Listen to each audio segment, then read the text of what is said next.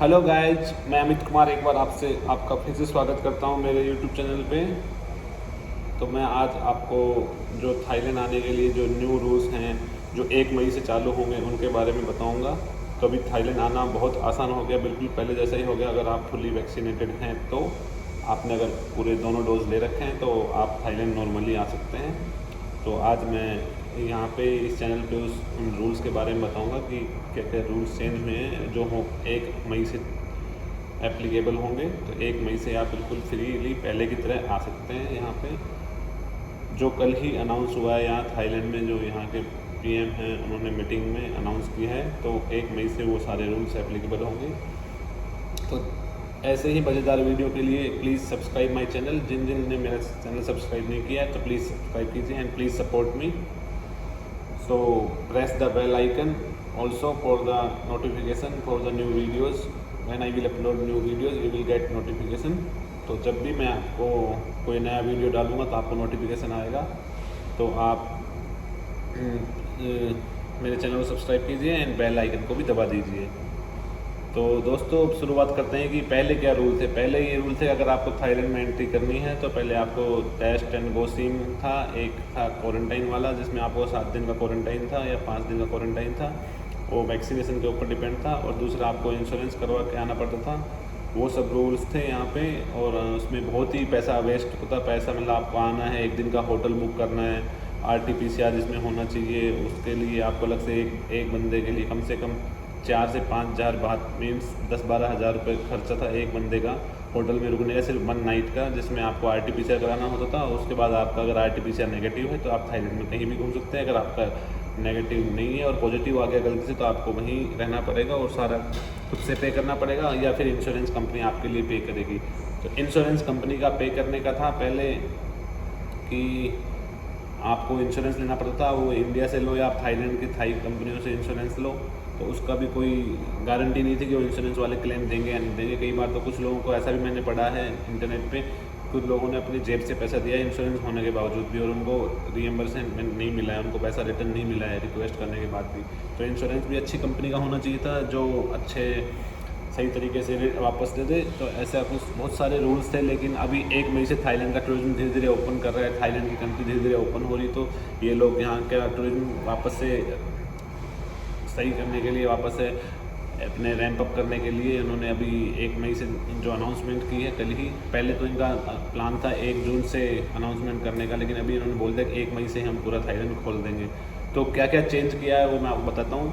पहले आपको इंडिया या कहीं से भी आप आते थे थाईलैंड में आने के लिए, इंडिया से आपको पहले RT-PCR कराना होता था इंडिया में 72 घंटे के अंदर। अब वो RT-PCR आपको नहीं कराना है अगर आप फुली वैक्सीनेटेड हैं तो। दूसरा चेंज किया है इन्होंने कि पहले आपको थाईलैंड पास के लिए अप्लाई करना था, तो उसके लिए आपको पहले 1 day RT-PCR booking with hotel 1 night stay वो आपको बुकिंग कराना था। उसका तकरीबन 10,000 रुपये खर्चा होता था एक पर्सन का, एक बंदे का। अब उन्होंने पूरा वो एलिमिनेट कर दिया है। आप यहाँ पे थाईलैंड में आइए, लेकिन थाईलैंड पास अभी भी वैलिड रहेगा। थाईलैंड पास के लिए आपको अप्लाई करना पड़ेगा। उसके लिए सिर्फ आपको अपनी फ़्लाइट डिटेल्स डालनी है और आपको आपका वैक्सीन सर्टिफिकेट डालना है। उसके लिए आपको होटल बुक करने की कोई ज़रूरत नहीं है, होटल बुक नहीं करना है। और उसके लिए आपको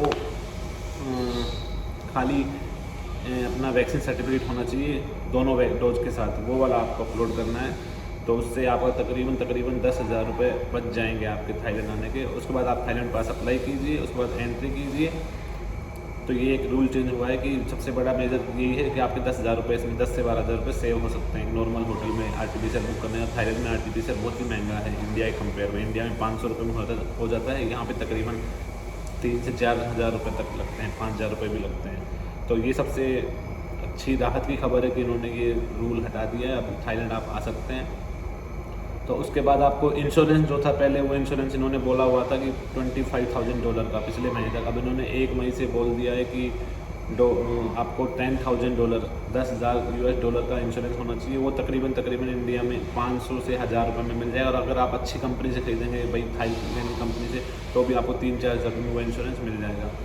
और पहले ये था कि अगर आपको पॉजिटिव निकले हैं तो आपको वहाँ यहाँ की गवर्नमेंट के हिसाब से आपको रहना पड़ेगा, जहाँ पे क्वारंटाइन है वहीं पे रहना पड़ेगा, सारा खर्चा खुद से पे करना। अब इन्होंने बोला है कि अगर आप बाई चांस पॉजिटिव निकलते हैं तो आपके ऊपर डिपेंड है कि आप खुद से ट्रीटमेंट लेंगे या नहीं लेंगे या वापस आएंगे, वो आपके ऊपर डिपेंड है।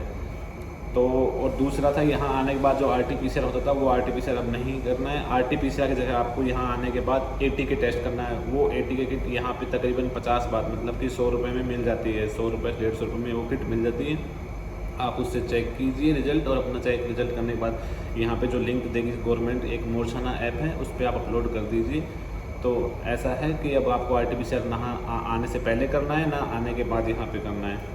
और फिर चौथे पाँचवें दिन भी आपको वापस से ATK करना है। तो आप ATK करके अगर आपका रिज़ल्ट नेगेटिव है तो आप कहीं पे भी ट्रैवल कर सकते हैं, घूम सकते हैं। ये सब थाईलैंड के टूरिज्म को वापस अपने रोड पे लाने के लिए, वापस रैंप अप करने के लिए किया जा रहा है, क्योंकि थाईलैंड की इकोनॉमी पूरी मोस्टली टूरिज्म पे डिपेंड करती है।